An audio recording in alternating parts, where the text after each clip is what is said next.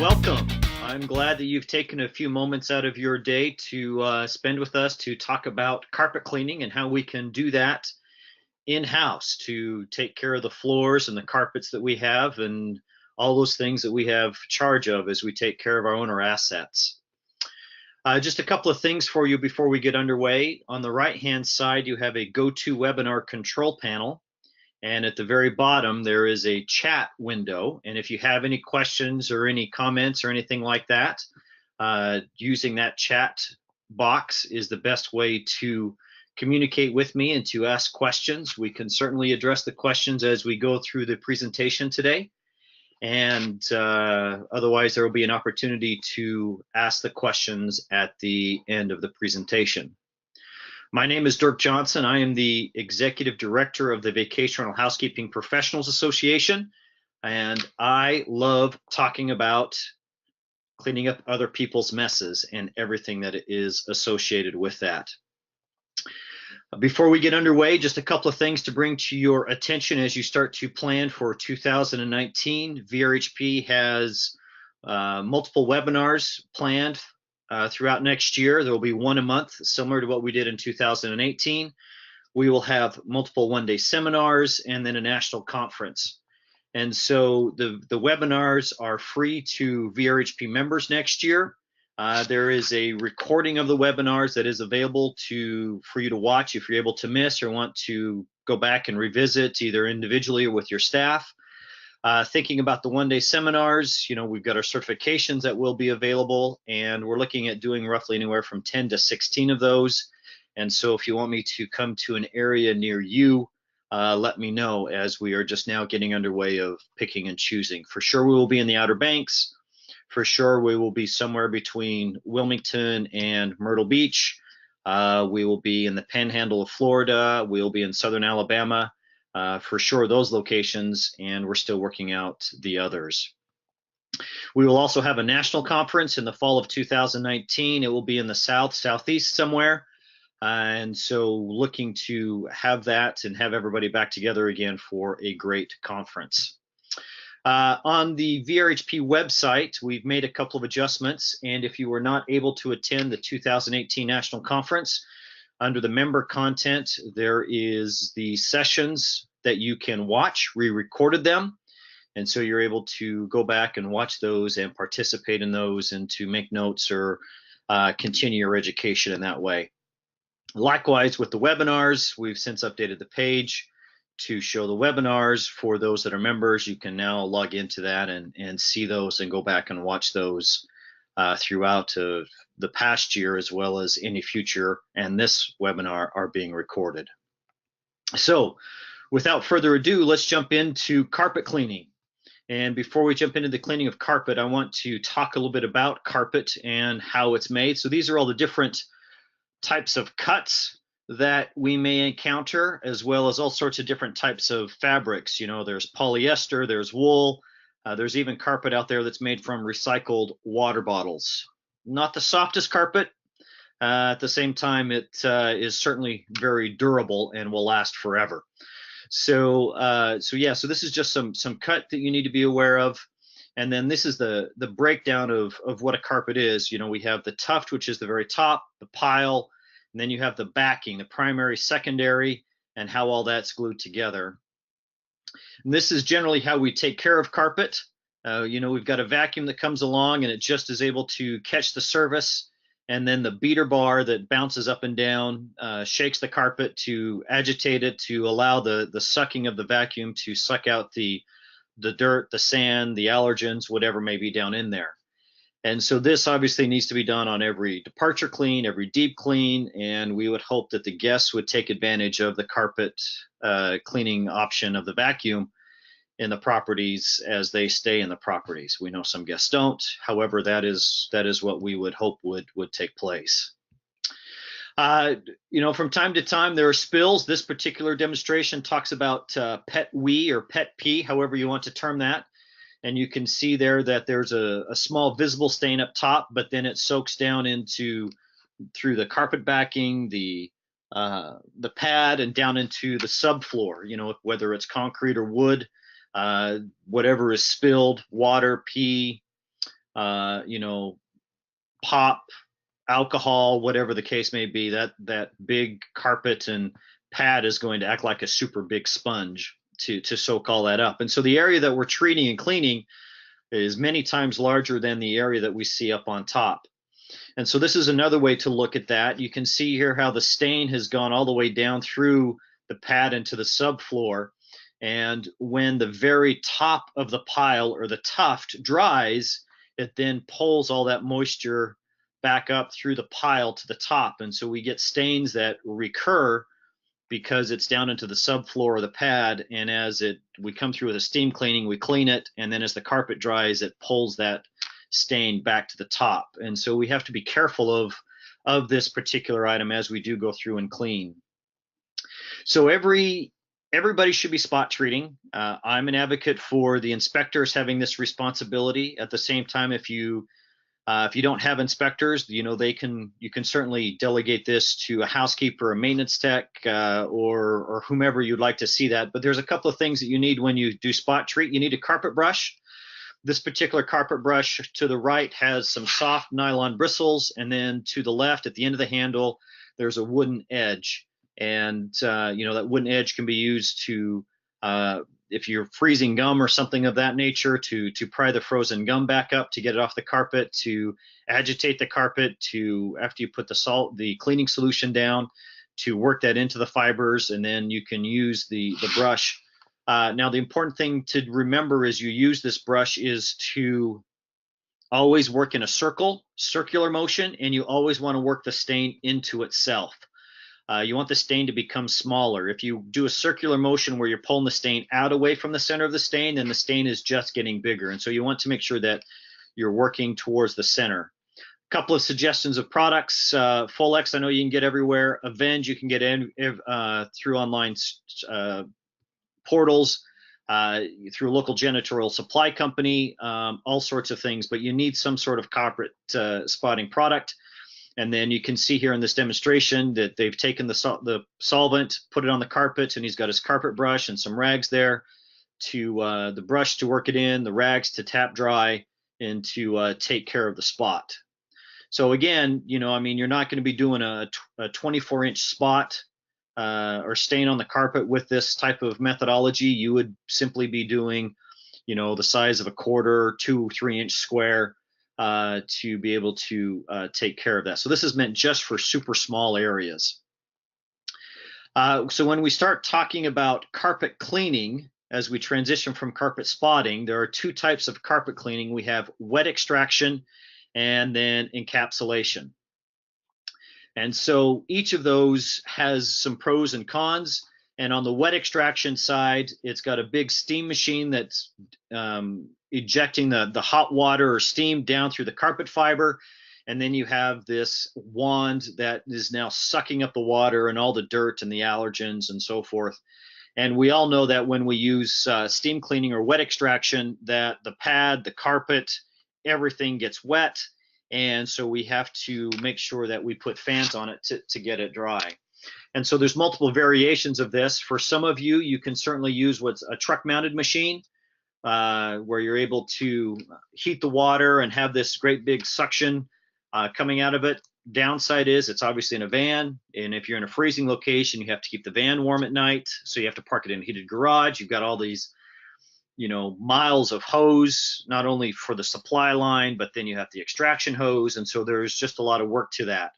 Some of us look at a self-contained unit where we've got the wand and the hose, and so we can fill it up and pull it around the property and do whatever we need to do. You know, again, if you're after the wet extraction, you know, these are all different options. And then obviously you have the different fans that you have to put in there to keep the carpet dry after you're done. And in some areas, you know, it may dry quickly. I'm thinking of Arizona or Las Vegas, where the really low humidity and it's super hot, so you can get that air moving across it and with the air conditioner running.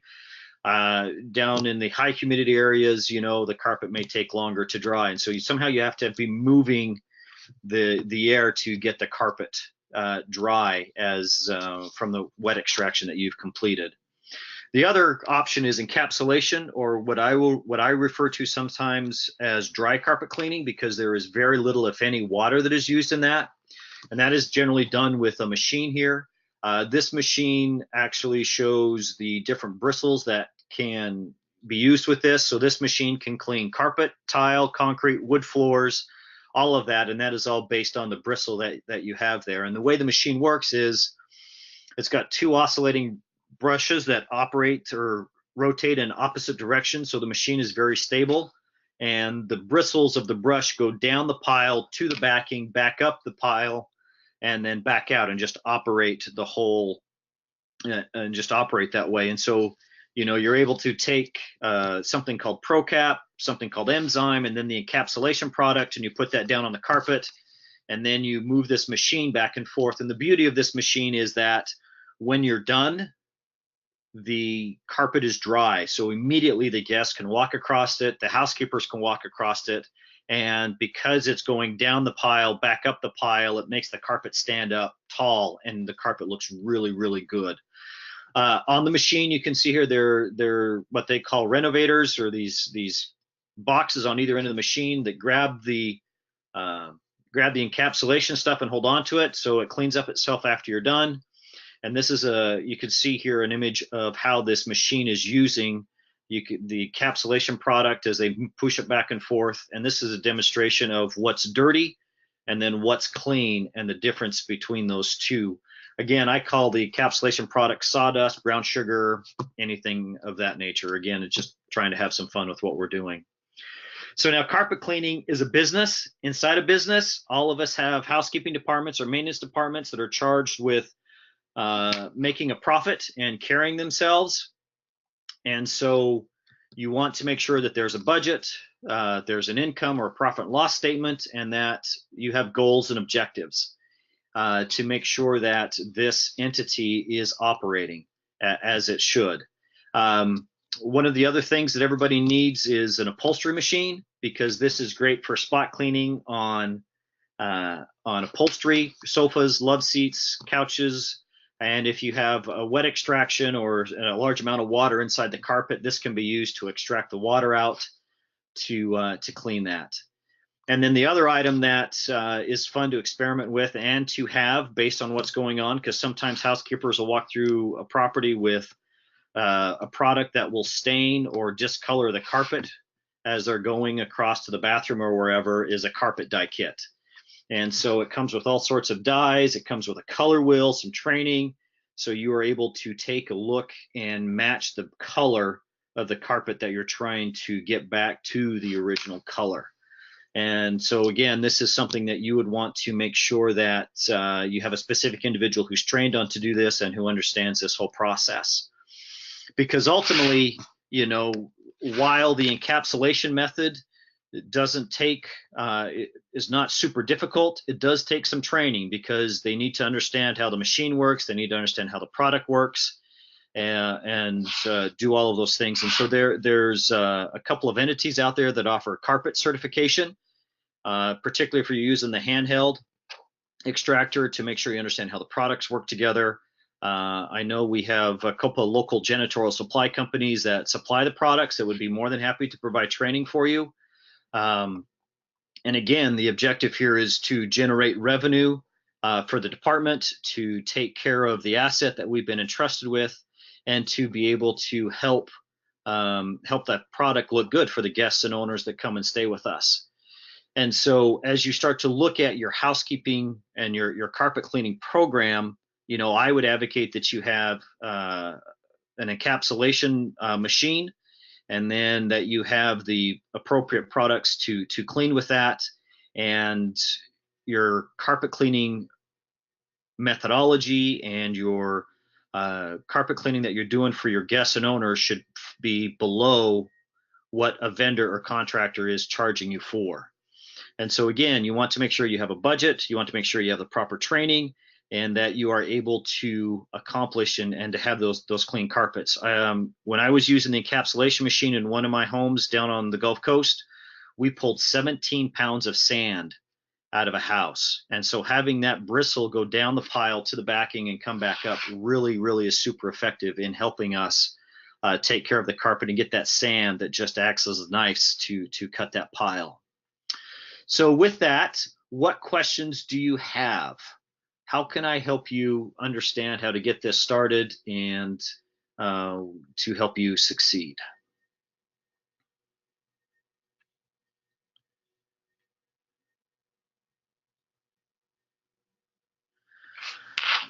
So John is asking what kind of products are used with the encapsulation method, and the encapsulation piece comes by different names. I know Sean Kemper has a couple of products that work really well. Chemzyme is one. It's an enzyme product that breaks down the proteins that are in the carpets, and then you use a ProCap or something of that nature to break down the tension of the carpet. That way, the carpet, because the carpet has tension, if you were to take a little drop of water and put it on a carpet, it would actually sit on top of the carpet before that tension broke and the pile absorbed it. So you need to break that tension down so you can get the dirt and help the carpet become clean.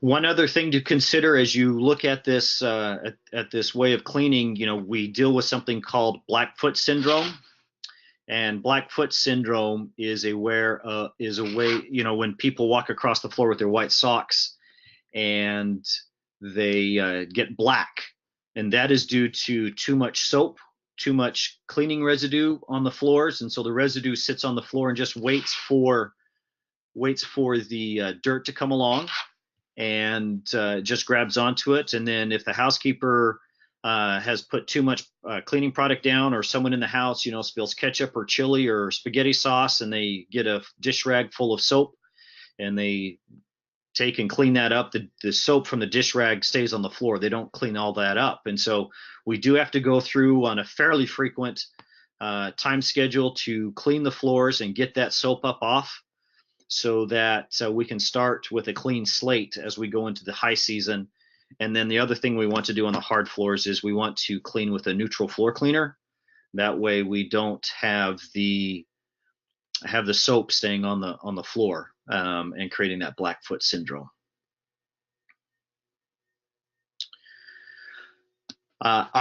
One final comment as we go forward here.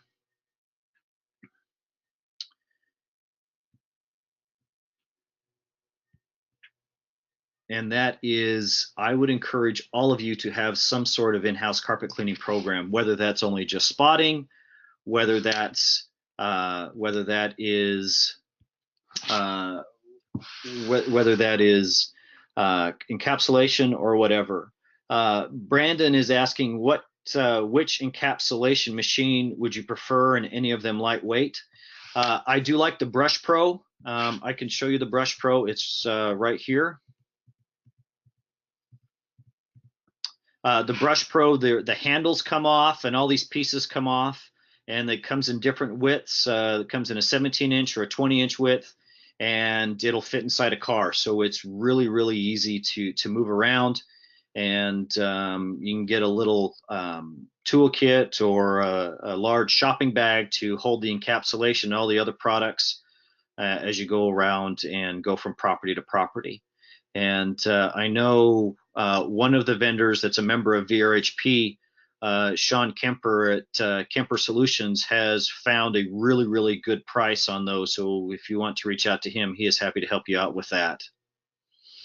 And then Leslie asks, how do you get excess soap up off the hardwood floors? And so depending on the hardwood floor, you could take this machine, because it comes with different bristles.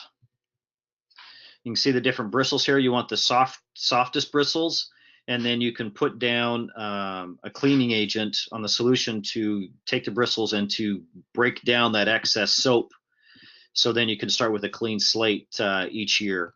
And this is, again, you want the same thing with the tiles, so you can reseal the tiles and keep the grout clean and all of that. And so as far as which product to use, again, I would suggest you use this machine and then reach out to Sean for a specific chemical to break down what is on there, because it may depend on which product you've been cleaning the hardwood floors with. And so we want to make sure that we're applying the right product to be able to pull that up. Outstanding questions. I love it. So if you have additional questions afterwards or need some other information, here is my contact information. You can certainly reach out that way or give me a call on my phone. I'm happy to discuss things with you. And I wish you the best of luck as you come into the holiday season, and the best of luck as you start your carpet care program. And VRHP from time to time will be adding more detail to this. And if you have other questions, we can certainly do that. And Carrie has raised her hand, but I don't see where she's asked her question. Now we go to the questions. Just a moment while I get there. Oh, look at all these questions come in. Oh, Carrie, you're so welcome. Appreciate it. Glad you're able to attend. And anyway, thank you all. And best of luck. If you have any questions, like I said, here's my contact information. Happy to assist. And happy carpet cleaning. Take care of those floors. Thank you all.